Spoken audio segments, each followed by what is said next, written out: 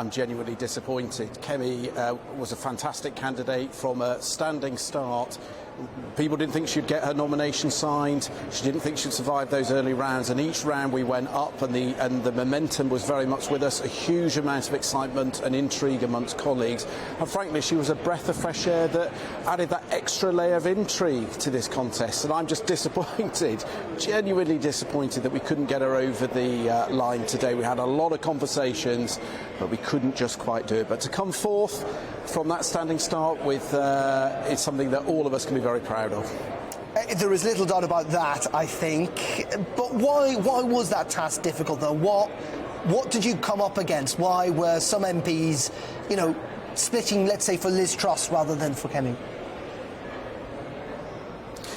I think at the end of the day, we had to gain 13. That's a big ask. Not many people were moving their votes around, and I think people were starting to focus on who they presumed would be either second or third, and then casting their preference, whether that be for Penny or whether that be for Liz. But look, there was a huge amount of goodwill to Kemi throughout. We had lots of colleagues wanting to speak to her, and I think there is a consensus now that Kemi has to be a key part of the team of whoever is fortunate enough to win this contest. Do you think there's been a bit of duplicitous politics involved in all this, Justin? This is the Conservative leadership race after all. What do you make of these suggestions that Rishi Sunak may have been lending some of his MPs to Liz Truss?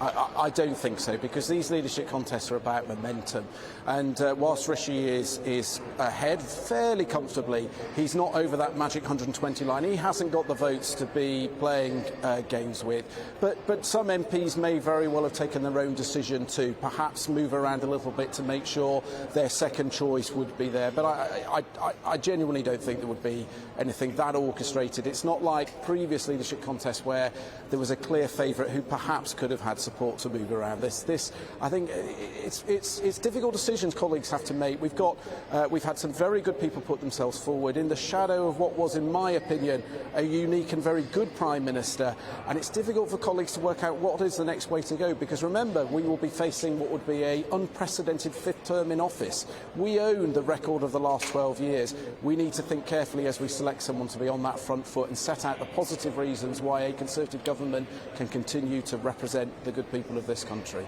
And just very finally on that, Justin, I mean, who are you now going to back? Where's your vote going to go tomorrow?